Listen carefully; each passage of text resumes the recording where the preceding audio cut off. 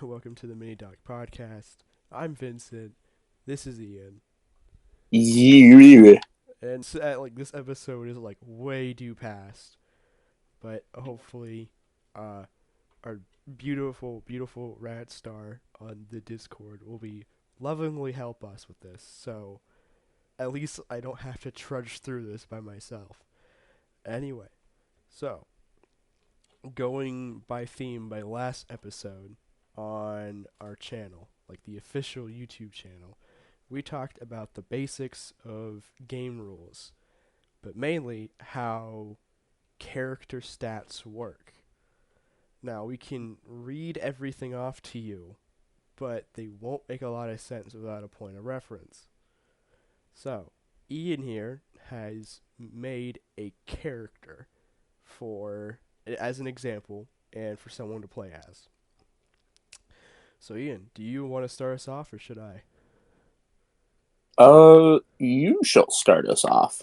Alrighty then. So, the character so as with everything, everything starts with a character's name. A character's name is usually also linked to the race. And Ian chose the Caradorians as his race. Caradorians are known for their lithe nature. They're psychic and they're very potent in that.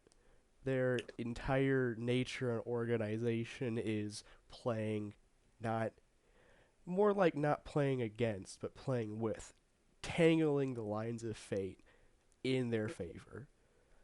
So Caradorians are more, uh, kind of more shaman, and some of them follow the acts of life. Miniature wise, this can be represented by a lot of things.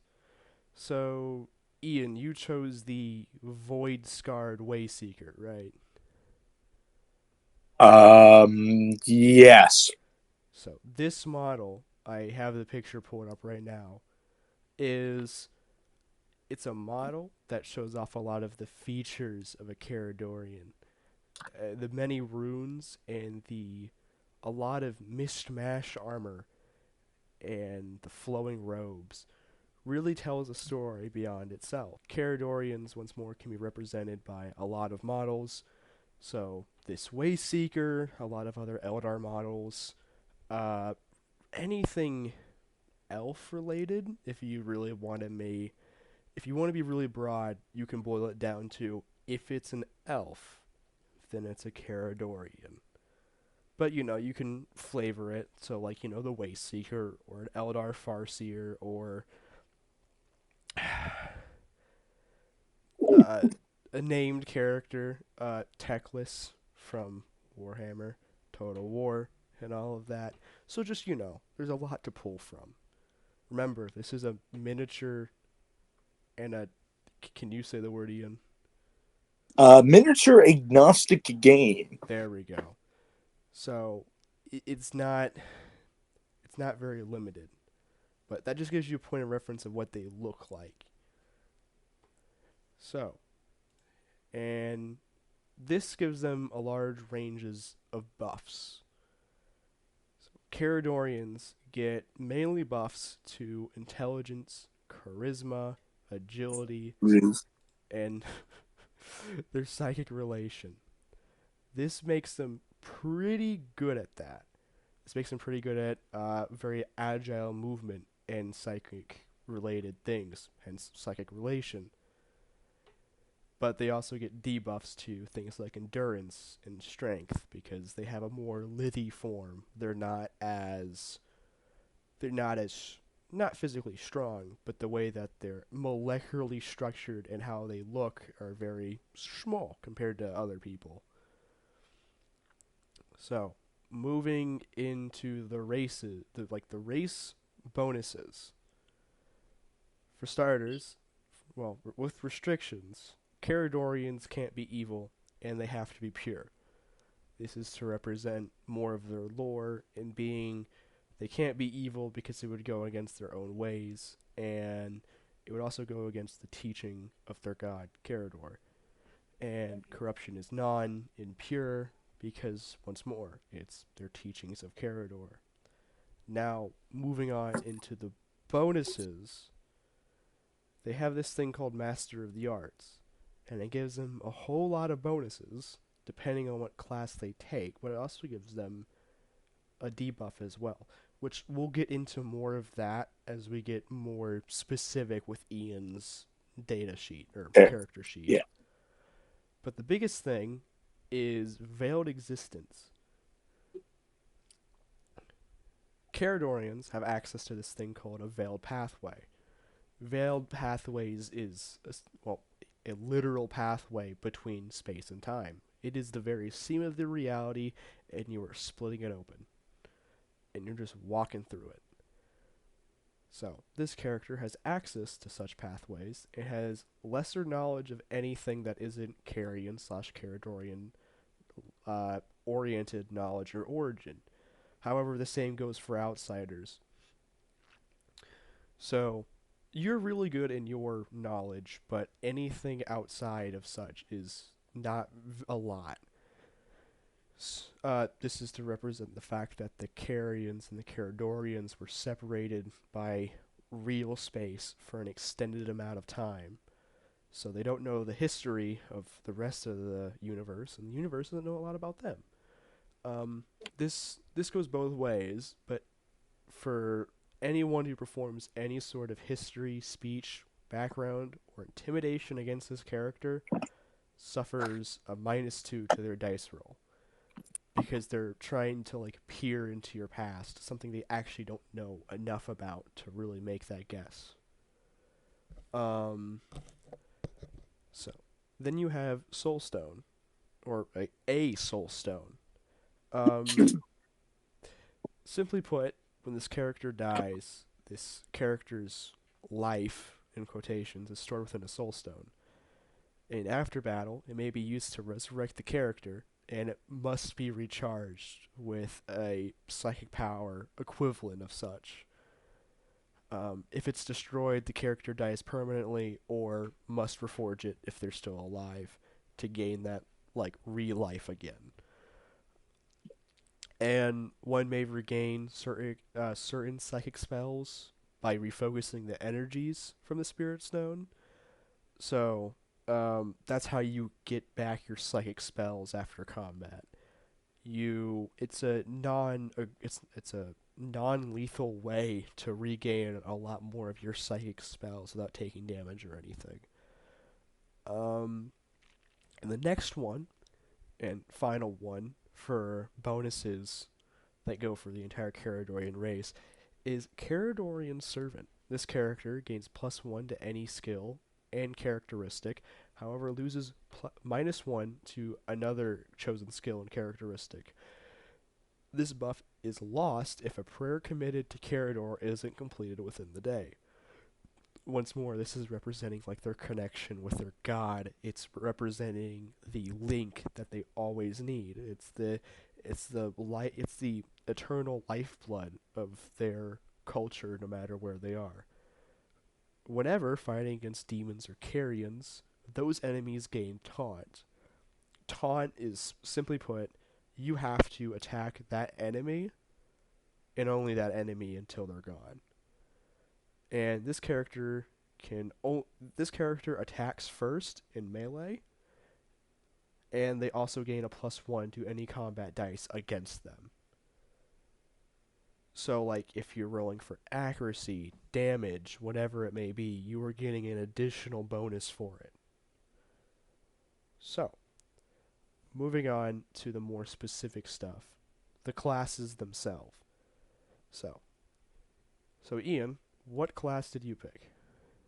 I chose the Shrine Prophet, So, which is the I am the protect I'm the spiritual protector of a shrine, a cultural center slash a lot of different other things. yeah. So, to break it down, what is a shrine prophet? But more importantly, the main class is what is a spirit prophet.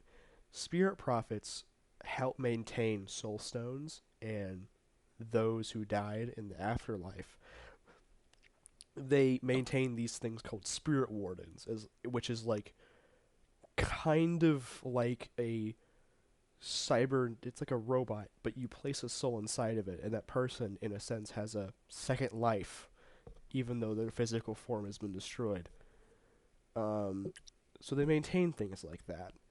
But shrine prophets go on entirely another level. They protect the shrines. These shrines are, they heal the souls of the fallen and keeps the shrines, which is like the cultural palaces, these epicenters of greatness and talent and teachings that the Caradorians do, to the highest condition and order that they can. And but let's start first with spirit prophets. Of course, you know, you have a lot of buffs and debuffs, so you get more intelligent and psychic relation goes higher. But certain things that are larger or things that aren't really important in that role. So since you're more psychically oriented, science is less of like an important thing because you're not trying to science is more like I'm wiring a metal fuse box. Psychic relation in like the eyes of a shrine prophet is like I'm trying to mend like these bones together type of thing. I'm trying to fuse these bones together. Similar thing, kind of. Bones. And then we have shrine prophets, and shrine prophets get their own little thing. So, shrine prophets, their biggest thing is they get a bonus called the Protector of the Shrines. They choose an additional psychic spell from the list below, and they only get that one for the rest of the battle, and they only can be used on allies.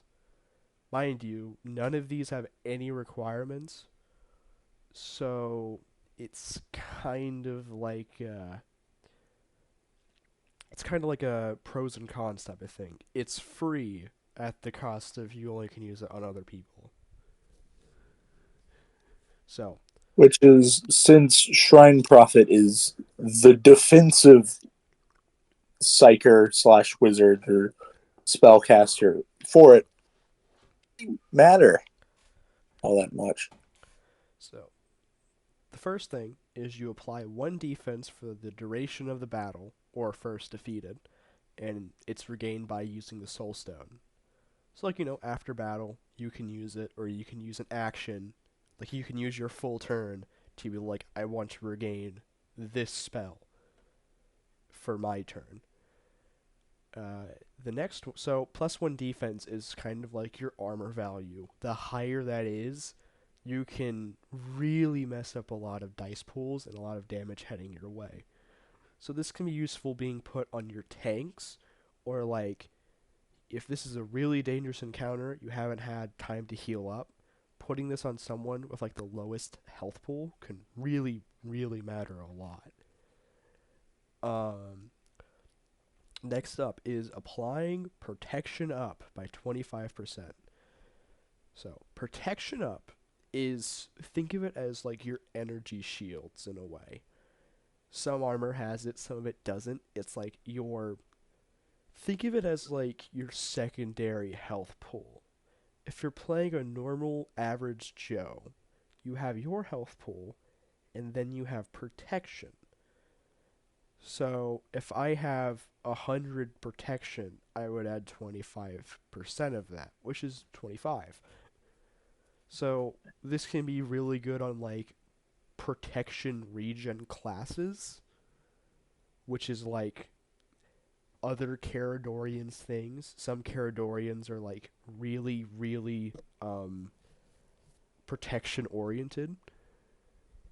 And so once more, it really fits in the whole theme of I am protecting my allies, I am raising their defenses. Next up, we have foresight, which it isn't. So foresight is the enemy misses the next attack. You evade the next attack. Doesn't matter how many dice there is, unless there is a rule written, you ignore that attack. And they're able to apply this 5 times. once more, this is like I am I am changing the way of fate. I am changing the course of this battle to make sure everyone stays alive.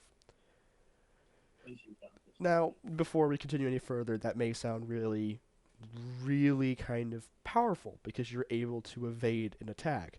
But remember, you can attack twice in a single turn. In a single person's turn, they're able to attack twice as their two activations or their two action points. Some people are able to attack even more than that. So, and once more, you apply foresight just once to an ally, so you can't stack up 5 foresight. You have to divvy it out to the party.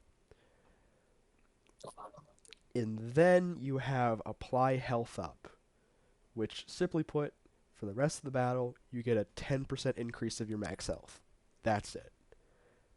10% doesn't Yippee. 10% doesn't sound so crazy, but this game is less big chunky health pools and it's more rewarding for tactics and it's more you're able to see the dangers of actions. You can't just walk into a room with every gun barrel blade pointing at the door and expect to walk out without a plan. So, you have to think things through, but applying health up is big because some classes deal damage based on their max health. If I have 34 points of damage and I boost it up by 10%, so that's 3.4, so 37. 37 damage is pretty good for just a single dice of damage. So it's interesting in a way for some classes. But besides that, it's always a really good bonus. So like let's say I have 5 hit points, but my max health pool is like 100. I would gain back 10 hit points at the start of battle. So, you know, take that how you want it. Um the next thing we have Caretaker of the Shrines. This model gains the ability to restore a soul stone at the cost of 50% max health and protection. So essentially, you're giving up your life, 50% of it at least, and protection to guarantee a reconstruction of a soul stone. Yippee. Um, if one Yippee. if one lacks a psychic cull, control, or relation of 10, you go unconscious. However, this damage cannot kill someone. So, Caretaker of the Shrines allows you to, if you have a full Caradorian party, a single Shrine Prophet, with enough time, can easily guarantee a second life. Um, Yeah. so, like, if you're just playing by yourself type of thing, if you're just playing by yourself, you can easily keep your own self alive. Um, However, there's another bonus. In passive situations, so non-combat, provide a health regeneration bonus of X health per hour, X being psychic relation. As you can see here, there's a heavy emphasis on psychic, so the higher that is, the more health that you're regaining to your party. Um, and in addition, in passive situations, you select a buff of +1 illusion or speech to the entire party. So, next up we have Pursuer of the Fallen. This model gains +1 against Carians, Renegades, and many more Caradorians and Carians. When I say +1, I mean everything. Shrine Prophets are the. To give a backstory, a short one, Carians are the fallen remnants of Caradorians. They destroyed plenty of shrines, and many shrine prophets were left with a vendetta. They have a tie and an oath to these soul stones, and these carrions either ransack and take them, they destroy them, but this entire time, shrine prophets are able to hear the people inside. So no matter how far they are, they're always able to hear whispers of the dead. Hence why they hate these carrions so much. It's kind of like their whole vendetta arc thing. This character is granted the personal quest Pursuer of the Fallen. So, Ian, tell us a bit more about your character. So the character's name is Lady Green. Um, she she inherited a shrine from her family during the fall of their society, and she took in many refugees before, um, not just Caradorians, but Carians as well. Um, before her shrine fell, and she's seeking to reestablish herself in where she believes a shrine is. So, Pursuer of the Fallen is a quest that ties into the campaign's plotline of the fate of a shrine and the Caradorians belonging to it, and the future of said shrine. So in this case, Lady Green's shrine was once destroyed, and she's trying to find a new shrine to claim. Um, which is, and this is all decided by the game master of like how this plays out, and the buffs and the rewards are distributed corresponding to such. I won't go through the entire list, but there's certain bonuses for completing these character development missions. And I'm going to segue into character development missions. These are side quests relating to people in the party. These are like companion quests from like games like Fallout New Vegas, Fallout 4, Skyrim, that type of thing. And completing these quests will give you perks and bonuses and will contribute to the end of the story. Or unless the game master doesn't want that, that's fine. And it gives a perk according to such. So, let's say Lady Green has her task complete. She found a new shrine. She's able to reforge a lot of these soul stones lost, and a unique ability that she would get is Eternal Warden, and which really fits in their whole theme of this is our home. This is who and what I take care of. Without this, I wouldn't even be here. I guard these souls so they can live in the afterlife relatively peacefully. So Eternal Warden is like 100% counter chance. So like whenever you get hit, you return an attack.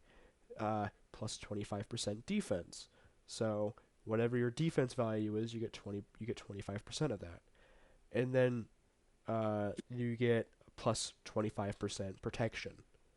So, 100 protection, you get 25 more. Of course, that's like best case scenario. That's not like what if the party does this? That's like the best case scenario of everything goes well to plan. And then finally, we have Carador's Risen. This character has the ability to activate Spirit Wardens in other Soul Linked war suits. So, in a sense, if Ian was playing in a party by himself, Shrine Prophets are able to fill up party slots with Spirit Wardens. Spirit Wardens are like short ranged allies. Short range in the fact that they can't go too far out of their way from their attuned Spirit Prophet, well, their Shrine Prophet, and but it allows a party to be full. It does not require more people. It's just something for if you're in a party by yourself, if no one else came because they're sick or whatever. Um, it really allows you to not feel alone in combat and everything. Um, Spirit Wardens, because of their large size, they give a buff for intimidation checks. They're large, they're lumbering, they're completely unknown by outside society. Um, so so it really gives a character that you know, Caradorians are quite small. They're not like really tall. They're not buff. They're like little small little dudes. One could say quite silly, but having these giant lumbering bodyguards made out of like bone marrow circuitry, all this advanced technology unknown, that can quite change the tone of a conversation from small guy to a potential negotiation of a hostage situation. And Ian has plenty of psychic abilities. Um, so you have Protector of the Soul, which you return an ally's max protection, but if you fail it, you lose 25% of your own. Once more, going back to the whole thing of max protection, Protector. Then you have like Agitator of the Soul, which is you basically get an extra free attack in. You just do extra damage, and then you gain offense up. Offense, offense, and advantage because they're kind of the same thing. Offense is a straight damage buff, and this can vary from like person to person, but um, so in this case it's 25%. So very very high if you could uh, very high if you can keep it stacking. Then you have Protector of Carador, which everyone gets 10% max protection back. They gain defense up, and if you fail it, you gain taunt and defense down. So there's quite a loss to that one. But here's the interesting one: Veiled Approach. When you enter the veiled pathways, you can't be attacked, you can't deal damage unless it's psychic. Whenever you enter or leave the veiled pathway, you must roll a dice. If you're not stealthed, you take you take 1/5 max health damage if you fail it. However, if it's really below, an otherworldly entity is like pulled out with you, kind of mimicking an enemy present. So if there's just a single enemy, and if he's really powerful, you can make the mistake of just accidentally doubling him. Um, then you have Outlast Storm, which is for every enemy present, you deal every hit point missing from the entire party as damage. However, you roll a dice, and on a half, if a half result or below, so like if it's a d6, if you get a 3 or below, you lose 50% max health and you immediately fall unconscious no matter where you are. Mind you, being unconscious and being dead is two different things. Being dead is you can't take any damage. Being unconscious is you're still in battle. You're just knocked out.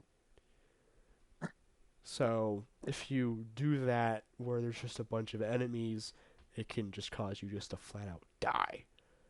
Um, then you have Force Mind, which Force Mind is kind of like your force, like kind of like your force manipulation, your force mind in a way.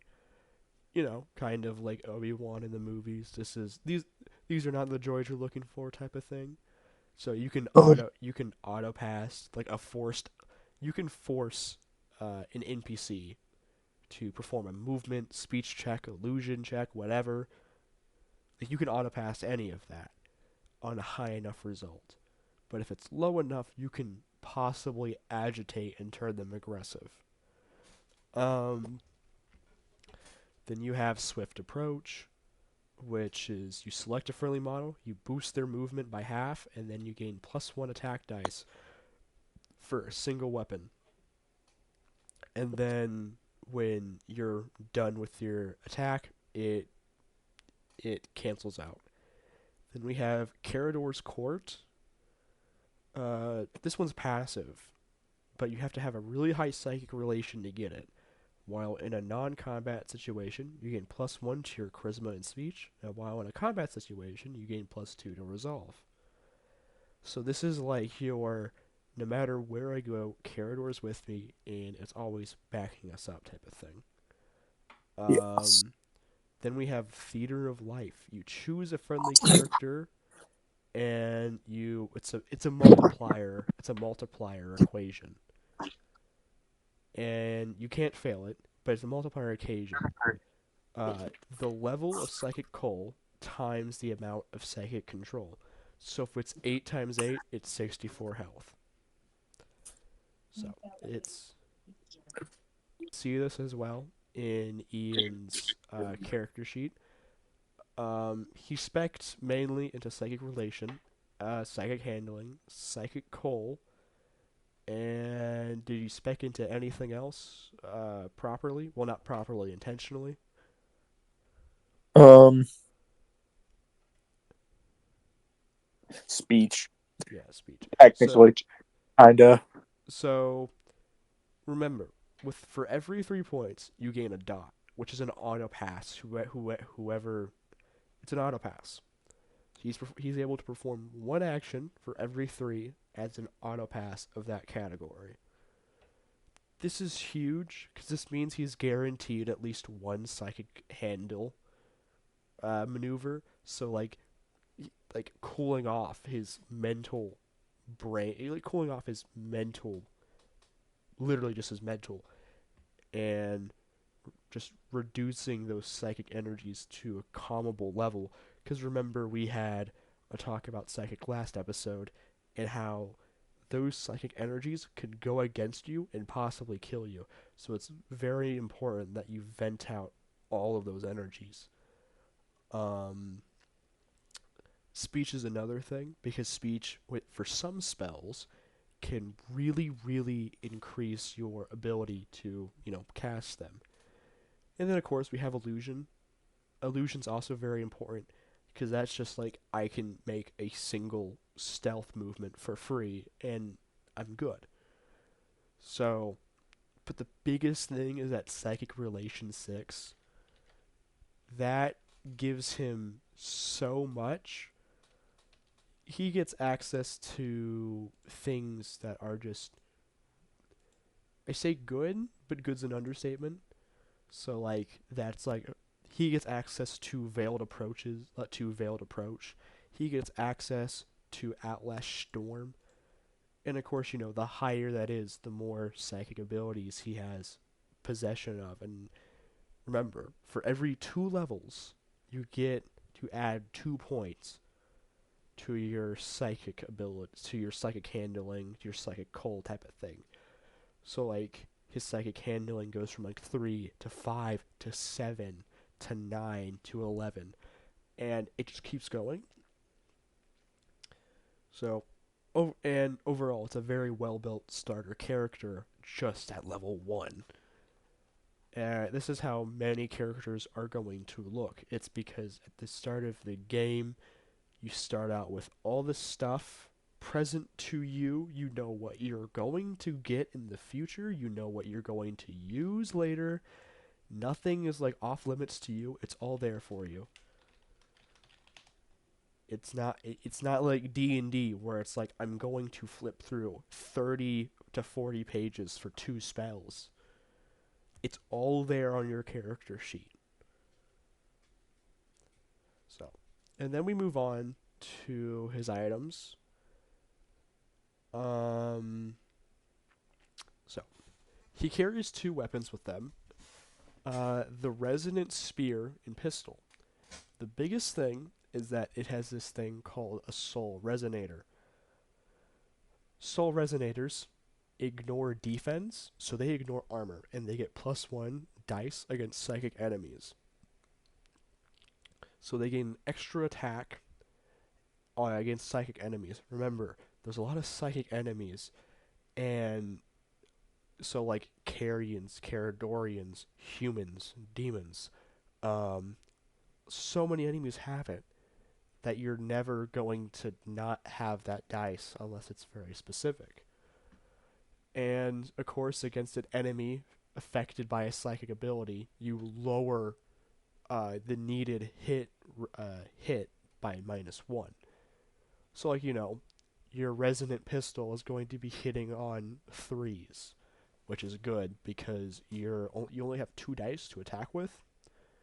Because once more, you're ignoring defense, so you really need that balance.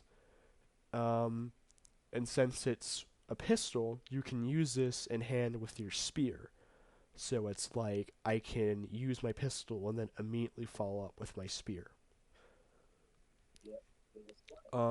We'll go over weapons more, but here's the basics range of how far can I attack with that weapon, damage, how much damage the weapon does, AP or armor penetration, how much defense do I ignore, attack dice, how many. So, attack dice, how many dice do I roll when my accuracy dice lands? So, accuracy dice is like lining up the shot or lining up the blade. And then you have ballistic skill or weapon skill. You roll that, you roll that, and that's what the accuracy dice needs. So I have 2 accuracy dice for my resonant pistol. They have to be fours normally. If both are fours, then I get 4 attack dice, 2 for each accuracy dice that goes through. And then he has his soul stone, and then he has his whole release psychic energies, but he releases it specifically as a flame weapon, which ignites multiple enemies. And then we have shard launch, which it's an auto tracking weapon.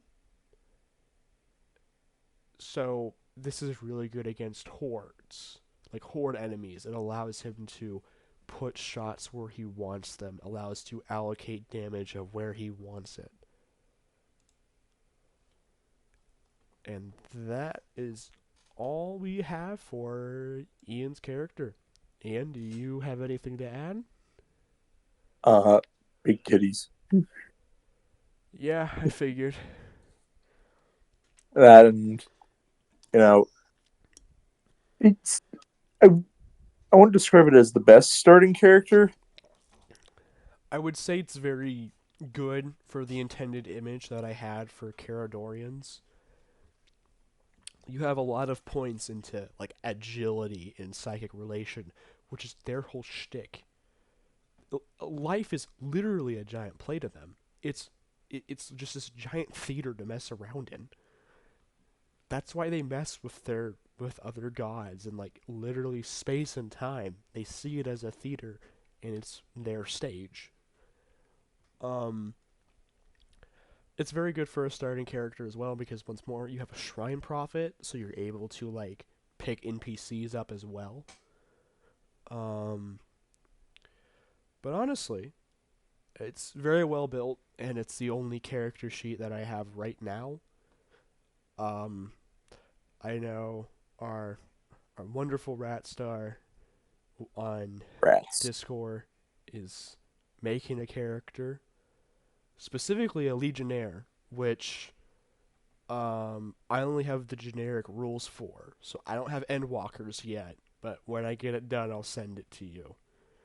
Yes, Um, 'cause they're the Endwalkers is the group of Legionnaires I specifically have the most. Uh, he likes them the most. I also, due to this and being part of the kind of part of the dev team for this, I I influenced the Endwalkers a lot. Yeah, yeah. So Ian allowed like a lot more ideas at the end walkers to be like bounced back and forth, and when I start working on that, I will bounce dev ideas off with you. But anyway, if that's all you have, and I'm out of everything for this topic, I think we're done. I believe if so. One more thing before we go, or several more things, if my brain remembers. Do we Um, finally have a Patreon slash? Ko-Fi page? No, we don't. We are simply not big for that. Um, um, Once more, all these rules are posted in the Discord. I know that YouTube loves screwing me over by an influential amount.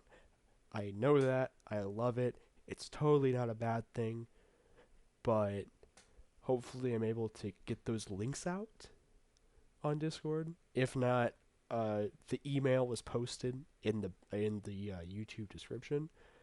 But um, Posted. a um, next episode on the YouTube channel at least is going to be kind of weapons and how combat works. And so that one's going to be a lot more visual. So if you've been listening to these things as like kind of like background noise, um, you know, if you're a very technical and informal person, you can definitely listen to it and you can piece it together. But if you're more like a visual learner, I think you'll like that episode more. Um, and one very last thing, as my mind keeps on rambling, this episode was very overdue, so I don't know when it'll come out on YouTube because I have McDonald's Wi-Fi. I also know that thank you all for being so patient with me, and thank you for especially Ian and Ratstar on Discord for being great motivators to keep doing this and just like posting all this stuff up.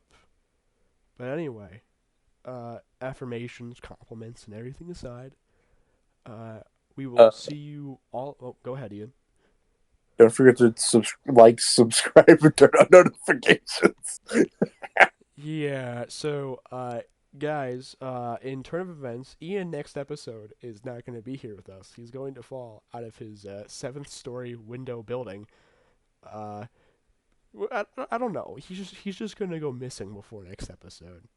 My name's Vincent. This is Ian, and we will see. Ew. But we will see you guys next time, hopefully.